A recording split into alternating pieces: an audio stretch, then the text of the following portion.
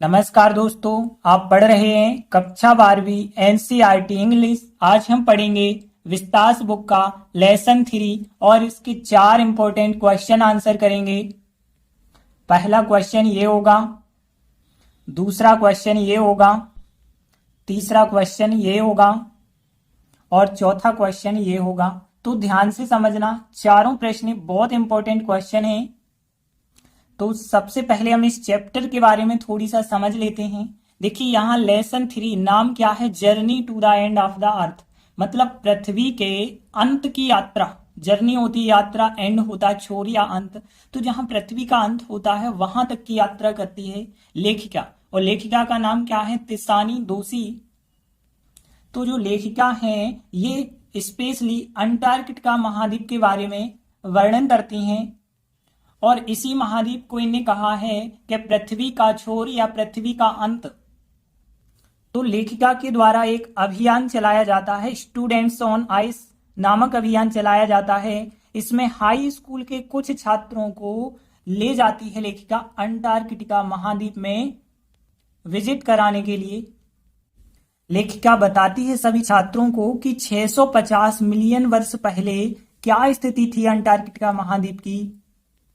पहले अंटार्कटिका जो महाद्वीप था उसे गोंडवाना के नाम से जाना जाता था, और भारत भी जो है उसी का हिस्सा था। लेकिन फिर क्या होता है, धीरे धीरे जो गोंडवाना है भूखंडों में विभाजित हो जाता है, और जब विभाजित होता है तो अंटार्कटिका महाद्वीप अलग बन जाता है, भारत अलग बन जाता है, और भी कई देश अलग अलग हो जाते हैं।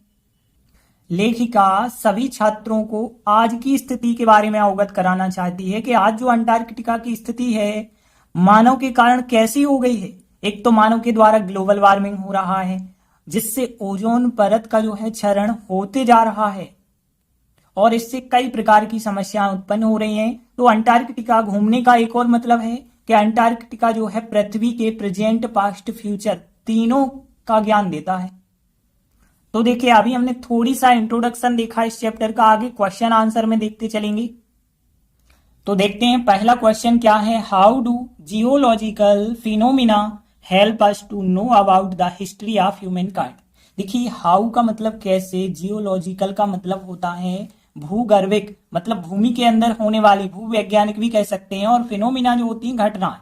तो यहाँ पे भूवैज्ञानिक घटनाएं किस प्रकार से हेल्प करती हैं हमारी टू नो जानने में, अबाउट द हिस्ट्री इतिहास को जानने में, ऑफ ह्यूमन काइंड मानव जाति का इतिहास हमें पता चलता है इन भूवैज्ञानिक घटनाओं से। तो कैसे पता चलता है, तो ये हो गया क्वेश्चन कि भूवैज्ञानिक घटनाएं मानव जाति के इतिहास के बारे में जानने में हमारी मदद कैसे करती हैं।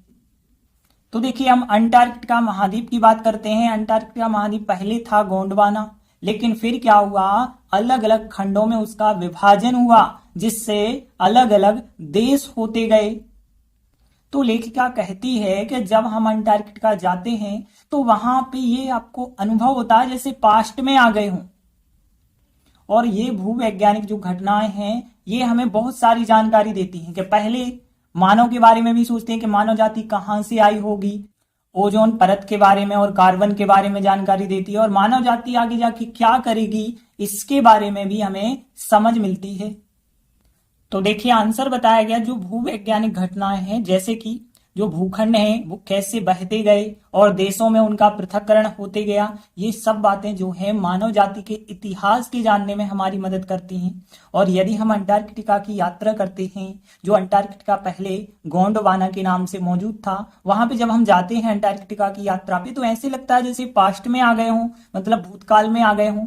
और फिर वहां जाके क्रमिक विकास के बारे में पता चलता है कि कैसे हमारा क्रम से विकास हो रहा है, और कुछ जातियां जैसे डायनासोर विलुप्त हो गया है तो विलुप्त होने का भी पता चलता है। ओजोन कार्बन कहां से आई होंगी, और मानव जाति कहां से आई, और मानव जाति कहां की ओर अग्रसर है, इन सब की समझ हमें मिलती है इन्हीं भूवैज्ञानिक घटनाओं से। अब देखते हैं हम इनके ट्रांसलेट करने से पहले कठिन मीनिंग देख लेते हैं कौन कौन से हैं। तो देखिए यहाँ पे ध्यान से समझना, जैसे कि, तो यहाँ पे लिखा गया है सच एज, इसका मतलब होता है जैसे कि। और फिर देखिए भूभाग, भूभाग को लैंड मास कहते हैं, ध्यान रखना। लैंड भूमि होती है, लैंड मास जो होता है भूमि के खंड को कहते हैं, लैंड मासेस मतलब भूभाग हो गए। और फिर बहना, बहना को ड्रिफ्टिंग लिखा गया है, यहाँ पे ध्यान रखना, तो ड्रिफ्टिंग हो जाएगा। एंड और फिर कंट्रीज आपको पता होगा, दियर मतलब उनका, और सेपरेशन मतलब पृथक्करण, तो सेपरेशन का मतलब पृथक्करण, और अंटार्कटिका की विजिट मतलब यात्रा, और अराउंड विच मतलब जिसके आसपास, ये तो आपको पता होगा कि विच मतलब जिसके अराउंड, यानी कि चारों ओर या के आसपास, तो अराउंड विच हो। और गोंडवाना, गोंडवाना ही लिखेंगे। पहले का भी मौजूद था, देखिए पहले तो आपको पता, वंश, वंश का मतलब होता है बहुत पहले की बात होना, तो वंश एग्जिस्टेड, देखिए एग्जिस्टेड का मतलब होता है मौजूद होना, अस्तित्व होना होता है, तो वंस एग्जिस्टेड का मतलब हो गया पहले कभी मौजूद था।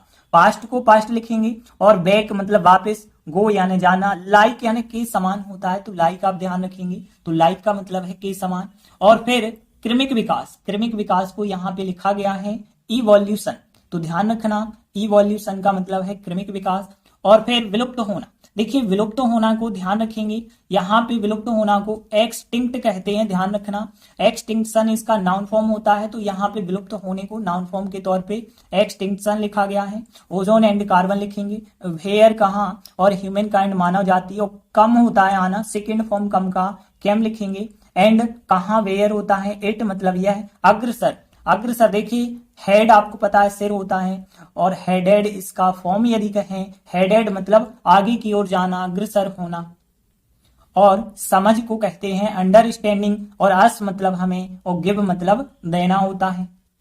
तो देखिए यहाँ ज्यादा कठिन मीनिंग नहीं, एक तो सच है जैसे कि, और लैंड मासेस भूभागों को कहा गया है, ड्रिफ्टिंग उनका बहना होता है, और कंट्रीज देश, और सेपरेशन पृथक्करण को, और फिर वंस एग्जिस्टेड का मतलब पहले कभी मौजूद था, और इवोल्यूशन का मतलब होता है क्रमिक विकास, और एक्सटिंक्शन का मतलब होता है विलुप्तीकरण या विलुप्त होने को कहा गया है, और हेडेड मतलब अग्रसर होना।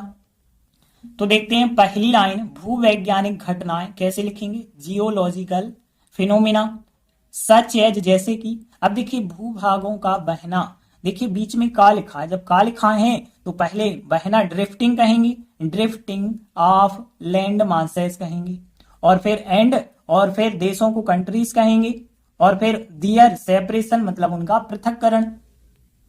तो देखिए यहाँ पे जियोलॉजिकल फिनोमिना सच एज जैसे कि, और फिर ध्यान देना भूभागों का बहना, तो ड्रिफ्टिंग ऑफ लैंड मासेस, ध्यान देना सच है जैसे कि, drifting of land masses, and और फिर देखिए देशों में उनका पृथक्करण, पहले लिखेंगे उनका पृथक्करण, फिर इनटू कंट्रीज मतलब देशों में, तो दियर सेपरेशन, दियर सेपरेशन लिखेंगे पहले, और फिर इनटू कंट्रीज मतलब देशों में। इसके बाद ये पूरी लाइन क्वेश्चन से आपको लिख देनी है, help us to know about the history of humankind लिख देना है। तो पहली लाइन में ज्यादा प्रॉब्लम नहीं है, जियोलॉजिकल फिनोमिना सच है जैसे कि, drifting of land masses, and their separation into countries, और फिर क्वेश्चन की line, help us to know about the history of humankind. इसके बाद देखिए अंटार्कटिका की यात्रा, आ विजिट टू अंटार्कटिका, ध्यान रखना यहाँ पे की के लिए ऑफ नहीं लिखेंगे, तो यहाँ आ विजिट टू अंटार्कटिका मतलब अंटार्कटिका के लिए यात्रा, तो आ विजिट टू अंटार्कटिका, और जिसके आसपास को क्या लिखेंगे, अराउंड विच जिसके आसपास, और फिर गोंडवाना, और फिर वंस एग्जिस्टेड मतलब जो कि पहले कभी मौजूद था, और फिर यहाँ पे इज सहायक क्रिया लगा के, लाइक मतलब के समान, गोइंग लाइक गोइंग बैक वापिस जाने के समान, गोइंग बैक मतलब वापिस जाने के समान, और कहां पे वापस जाना है, पास्ट में, तो टू द पास्ट लिखेंगे, इन द पास्ट नहीं लिखेंगे, कहीं भी जाते हैं टू लगाते हैं, टू द पास्ट। तो यहाँ पे आ विजिट टू अंटार्कटिका, और फिर अराउंड विच जिसके आसपास, Gondwana once existed, is like के समान है, गोइंग बैक वापस जाने के समान, और टू द पास्ट मतलब भूतकाल में। फिर आगे देखिए, यह क्रमिक विकास एवं विलुप्त होने ओजोन कार्बन कहां से मानव जाति आई, कहां को अग्रसर होगी, इन सब की समझ हमें देता है। इट मतलब यह, इट मतलब यह, और फिर गिव्स देता है, अस मतलब हमें देता है, अंडरस्टैंडिंग ऑफ मतलब की, तो it gives us understanding of, और इन सब की अंडरस्टैंडिंग देता है। देखिए क्रमिक विकास को इवोल्यूशन एंड एक्सटिंक्शन हमने बताया, यहाँ विलुप्त होना या विलुप्तीकरण, और फिर ओजोन एंड कार्बन, तो यहाँ पे सबसे पहले it gives us understanding of, और फिर ये पूरा आपको लिखना है यहां से यहां तक, तो ध्यान देना सबसे पहले इवोल्यूशन एंड एक्सटिंक्शन, और फिर ओजोन एंड कार्बन, इतना पूरा लिख दिया। फिर इसके बाद देखिए वेयर मतलब कहां, वेयर कहां से मानव जाति आई, तो वेयर और फिर ह्यूमन काइंड मानव जाति कम का सेकेंड फॉर्म केम और फिर बाद में फ्रॉम लिखना है। ह्यूमन काइंड केम और फिर बाद में लिखना है फ्रॉम और फिर एंड वेयर और कहा, एंड वेयर इट इज सहाय क्रिया अग्रसर को हेडेड हमने बताया, तो यहाँ पे ये 10वें नंबर पे, ये 11वें नंबर पे। तो यहाँ एक बार ध्यान देना, इट गिव्स, गिव में एस लगा के, गिव्स अस अंडरस्टैंडिंग ऑफ और फिर evolution and extinction, ozone and carbon और वेयर और humankind came from and where it is headed. एक बार पूरा आंसर हम रिपीट कर लेते हैं। तो जो जियोलॉजिकल फिनोमिना है सच है जैसे कि drifting of land masses and their separation into countries, और फिर ये लाइन क्वेश्चन की, help us to know about the history of humankind, और फिर ऑपोजिट टू अंटार्कटिका और फिर अराउंड विच जिसके आसपास Gondwana once existed is like के समान, गोइंग बैक वापस जाने के समान टू द पास्ट, और फिर it gives us understanding of our evolution and extinction, ozone and carbon, where humankind came from and where it is headed. तो देखिए इस प्रकार से हमारा आंसर बन जाएगा। यह आंसर ज्यादा कठिन नहीं, एक दो बार आप ट्राई करेंगे तो आराम से बनने लगेगा। इसके बाद अगला सेकंड क्वेश्चन है, व्हाट आर द इंडिकेशंस। देखिए इंडिकेट करना मतलब संकेत देना होता है, लेकिन इंडिकेशन होता है संकेत, नाउन फॉर्म है इसका। फॉर द फ्यूचर भविष्य के लिए, ऑफ ह्यूमन काइंड मतलब मानव जाति के, तो मानव जाति के भविष्य के लिए क्या संकेत हैं, ये पूछा गया है क्वेश्चन में कि मानव जाति का जो भविष्य है उसके लिए क्या संकेत हैं। तो यहां सीधी सी बात है, जो अंटार्कटिका महाद्वीप है उसकी स्थिति दिन प्रतिदिन बिगड़ती जा रही है और ये मानव के लिए अच्छे संकेत नहीं है। मानव की जो गतिविधियां हैं इसने पूरे पर्यावरण के तंत्र को नष्ट कर दिया है, डिस्टर्ब कर दिया है। कार्बन डाइऑक्साइड और हानिकारक गैसें लगातार वो उत्सर्जित करता रहता है। इसी वजह से ओजोन परत जो है कम होती जा रही है, और ओजोन परत के कम होने से जो सूर्य की हानिकारक परावैंगनी किरणें हैं वो पृथ्वी पे आती जाती हैं। इससे तापमान में वृद्धि होती है और तापमान में यही वृद्धि ग्लोबल वार्मिंग का कारण बन जाती है।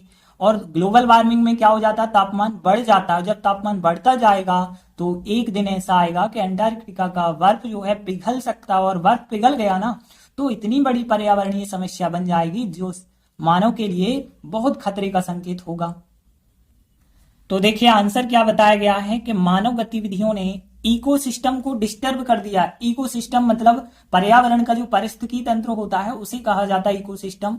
वो क्या हो गया, डिस्टर्ब हो गया, मतलब असंतुलित हो गया है। कैसे, कार्बन डाइऑक्साइड और अन्य हानिकारक जो गैसें हैं वो लगातार उत्सर्जित हो रही हैं। इससे ओजोन लेयर, ओजोन परत जो है वो कम होती जा रही है, और इस वजह से सूर्य की जो हानिकारक परावैंगनी किरणें हैं वो पृथ्वी पे पहुंच जा रही हैं और तापमान में वृद्धि हो रही है। और यही सब तो ग्लोबल वार्मिंग है। और बढ़ा हुआ तापमान जो है बर्फ को पिघला सकता है अंटार्कटिका की, और अन्य पर्यावरणीय समस्याएं भी बन सकती हैं। तो ये गतिविधियां जो मानव कर रहा है ये खतरे का संकेत देती हैं। तो देखिए अब हम इन लाइनों को ट्रांसलेट करेंगे, उससे पहले कठिन मीनिंग देख लेते हैं। सबसे पहला वर्ड देखिए यहाँ उत्सर्जन। उत्सर्जन को कहते हैं इमिशन, ध्यान रखना। तो इमिशन जो होता है उत्सर्जन के लिए कहा जाता है। और इसके बाद देखिए क्षीण कर दिया है, क्षीण करना, कम करना, ये होता है डिप्लेट। तो ध्यान रखना डिप्लेट, और इसका सेकेंड और थर्ड फॉर्म डिप्लेटेड हो जाएगा। और फिर इसके बाद इस तरह को क्या कहते हैं, दस कहते हैं। तो ध्यान रखना THUS, दस मतलब इस तरह होता है। और हार्मफुल यानी हानिकारक, और रे होती है किरण, रेस किरणें हो जाएगा, ये तो आपको पता है, हार्मफुल रेस हो जाएगा। और पहुंचना रीच होता है, रीच मतलब पहुंचना, ये भी आपको पता होगा, रीच। और प्रेजेंट सिंपल में ES लगाते हैं तो रीचेस हो जाएगा। टेम्परेचर तापमान होता है, और किसी भी चीज का कारण बनना ये होता है काज, ध्यान रखना। तो काज का मतलब किसी भी चीज का कारण बनना। और वृद्धि को यहाँ पे लिखा गया है राइज, राइज यानी सूर्य का निकलना होता है, लेकिन यहाँ पे वृद्धि को लिखा गया है। और कहलाता है, कहलाना को काल लिखते हैं, काल का सेकेंड और थर्ड फॉर्म काल्ड होता है, तो ध्यान रखना यहाँ पे काल्ड। और फिर बड़ा हुआ, बड़ा हुआ इंक्रीज्ड होता है, ध्यान रखना। तो इंक्रीज्ड मतलब वृद्धि या फिर बड़ा हुआ। और टेम्परेचर यानी तापमान। और फिर बर्फ को आइस कहते हैं। और पिघलाना, पिघलना या पिघलाना को मेल्ट कहा जाता है, ध्यान रखना। तो मेल्ट हो जाएगा। अदर मतलब अन्य, इन्वायरमेंटल प्रॉब्लम्स मतलब समस्याएं होती हैं। और फिर कारण बनना काज हो जाएगा। और यहाँ पे संकेत देना, देखिए इंडिकेट हमने बताया था संकेत देना होता है, इंडिकेशन संकेत अकेले होते हैं। तो यहाँ पे भी ज्यादा कठिन वर्ड नहीं है। एक तो इमिशन हो गया मतलब उत्सर्जन, डिप्लेटेड करना मतलब छीण कर देना, और फिर 10 मतलब इस तरह होता है, रीचेस पहुंचना होता है, और फिर काज कारण बनना होता है, राइस जो है वृद्धि को कहा गया है, काल्ड कहलाता है, और इंक्रीज्ड टेम्परेचर मतलब बढ़ा हुआ तापमान, आइस बर्फ को कहते हैं, पिघलाना को मेल्ट कहते हैं, बाकी अदर इन्वायरमेंटल प्रॉब्लम्स ये सब आपको पता है। तो देखिए पहली लाइन यदि हम देखें, मानव की गतिविधियों की बात करें, ह्यूमन एक्टिविटीज कहलाती है मानव की गतिविधि, और इनने हैव सहायक क्रिया लगाएंगे, एक्टिविटीज लिखा है ध्यान रखना। तो ह्यूमन एक्टिविटीज ने हैव डिस्टर्ब्ड कर दिया है, परफेक्ट टेंस था इस वजह से थर्ड फॉर्म लगाना पड़ा। द इकोसिस्टम, इकोसिस्टम को डिस्टर्ब कर दिया है, तो human activities have disturb the ecosystem. फिर इसके बाद देखिए carbon dioxide and other harmful gases, और फिर ऑफ मतलब के होता है, उत्सर्जन मतलब इमिशन होता है। तो देखिए जब के वर्ड है तो आपको पता है कि उल्टा करके लिखना होगा, तो हम लिखेंगे द इमिशन ऑफ, और फिर किन चीजों का इमिशन है, carbon dioxide and other harmful gases का, और इन सब ने क्या कर दिया है, छीण कर दिया है। फिर परफेक्ट टेंस, तो यहाँ पे ध्यान रखना गैसें जो होती हैं वो इकट्ठी होती हैं, इस वजह से बहुवचन नहीं मानी जाएंगी, हैज लगा के हमें लिखना पड़ेगा। तो हैज और फिर छीण कर दिया है, डिप्लेटेड हो जाएगा, छीण कर दिया है। The ozone layer, ozone layer को छीण कर दिया है। तो the emission of carbon dioxide and other harmful gases has सहायक क्रिया लगा के डिप्लेटेड और द ओजोन लेयर। और देखिए इस तरह को क्या कहते हैं, 10 कहते हैं इस तरह, सूर्य की हानिकारक किरणें, हार्मफुल रेज ऑफ द सन मतलब सूर्य की, देखिए कीवर्ड है तो उल्टा करके लिखना पड़ेगा कि हार्मफुल रेज ऑफ द सन। तो 10 इस तरह से, 10 मतलब इस तरह से, और सूर्य की हानिकारक किरणें the harmful rays of the sun हो जाएगा। और ये सब जो है रीचेस पहुंच जाती हैं, तक पहुंचना होता है रीचेस, और फिर कहां तक पहुंच जाती हैं, अर्थ पृथ्वी तक पहुंच जाती हैं। तो देखिए 10 इस तरह से the harmful rays of the sun, और फिर रीचेस पहुंच जाती हैं, अर्थ पृथ्वी तक पहुंच जाती हैं। एंड और फिर क्या होता है, एंड काज कारण बनती हैं, एंड काज और कारण बनती हैं, और फिर राइज एक वृद्धि का कारण बनती है इन द टेम्परेचर मतलब तापमान में। एंड काज कारण बनती हैं, राइज एक वृद्धि का कारण बनती हैं इन द टेम्परेचर मतलब तापमान में। यह ग्लोबल वार्मिंग कहलाता है। देखिए यहाँ पे इट इज पैसिव वॉइस है प्रेजेंट सिंपल का, इट इज कॉल्ड यह कहलाता है, ग्लोबल वार्मिंग कहलाता है, तो इट इज कॉल्ड इसे कहा जाता है, ग्लोबल वार्मिंग कहा जाता है। फिर आगे देखिए बढ़ा हुआ तापमान मतलब इंक्रीज्ड टेम्परेचर, बढ़ा हुआ तापमान इंक्रीज्ड टेम्परेचर। इसके बाद देखिए पिघला सकता है मतलब कैन वाला सेंटेंस, तो कैन मेल्ट, और फिर द आइस ऑफ अंटार्कटिका। तो यहाँ पे इंक्रीज्ड टेम्परेचर जो है वो कैन मेल्ट पिघला सकता है the ice of the Antarctica. And और वो क्या कर सकता है, एंड यहां से अगला वाक्य समझिए, एंड काज और कारण बन सकता है, किसी भी चीज का कारण बनना, तो एंड काज और कारण बन सकता है, अदर अन्य इन्वायरमेंटल प्रॉब्लम्स का कारण बन सकता है। और फिर आगे दीज एक्टिविटीज ये गतिविधियां जो है संकेत देती हैं, तो यहाँ पे इंडिकेट संकेत देती हैं, दीज एक्टिविटीज इंडिकेट संकेत देती हैं, किसी भी चीज का संकेत देना होता है इंडिकेट, डेंजर का संकेत देती हैं, और मानव जाति के भविष्य के लिए, फॉर मतलब के लिए, the future of human kind ये क्वेश्चन में है, for the future of human kind. तो दीज एक्टिविटीज ये गतिविधियां इंडिकेट संकेत देती हैं, डेंजर खतरे का संकेत देती हैं, फॉर के लिए, the future of human kind. एक बार पूरा आंसर हम रिपीट कर लेते हैं। तो यहाँ पे देखिए ह्यूमन एक्टिविटीज जो हैं उन्हें हैव डिस्टर्ब कर दिया है द इकोसिस्टम, और फिर the emission of carbon dioxide and other harmful gases has लगा के डिप्लेटेड कर दिया है द ओजोन लेयर को, और thus इस तरह से the harmful rays of the sun reaches पहुंच जाती हैं, अर्थ पृथ्वी तक पहुंच जाती हैं, एंड काज कारण बनता है, राइज वृद्धि का कारण बनता है, इन द टेम्परेचर मतलब तापमान में, और इट इज कॉल्ड यह कहलाता है, ग्लोबल वार्मिंग कहलाता है। फिर इंक्रीज्ड टेम्परेचर कैन मेल्ट पिघला सकता है, और फिर आइस को पिघला सकता है ऑफ द अंटार्कटिका, और फिर एंड काज कारण बन सकता है अदर इन्वायरमेंटल प्रॉब्लम्स का, और फिर दीज एक्टिविटीज ये गतिविधियां इंडिकेट संकेत देती हैं डेंजर खतरे का, for the future of human kind. तो देखिए इस प्रकार से हमारा आंसर बन जाएगा, और ये आंसर भी कठिन नहीं है, यहां भी एक दो बार इसको भी आप करेंगे तो ये भी बन जाएगा। इसके बाद अगला थर्ड क्वेश्चन है, the world's geological history is trapped in Antarctica. देखिए यहाँ पे जियोलॉजिकल हिस्ट्री का मतलब है भूवैज्ञानिक इतिहास। ट्रैप्ड मतलब छिपा हुआ है, इन अंटार्कटिका मतलब अंटार्कटिका महाद्वीप में। तो विश्व का जो जियोलॉजिकल हिस्ट्री है मतलब भूवैज्ञानिक इतिहास है पूरे विश्व का, वो अंटार्कटिका में छिपा हुआ है। How is the study of this region, मतलब यदि आप इस रीजन की, रीजन यहाँ पे ये क्षेत्र को कहा जाता है, इलाका, क्षेत्र, प्रदेश, तो यदि आप इस अंटार्कटिका की स्टडी करते हैं तो ये आपको यूजफुल हो सकता है। कैसे यूजफुल हो सकता है ये बताना है। तो देखिए क्वेश्चन क्या है कि विश्व का जो भूवैज्ञानिक इतिहास है, जियोलॉजिकल हिस्ट्री है, वो अंटार्कटिका महाद्वीप में छिपी है। और यदि आप अंटार्कटिका महाद्वीप के क्षेत्र का अध्ययन करते हैं तो ये हमारे लिए उपयोगी हो सकता है।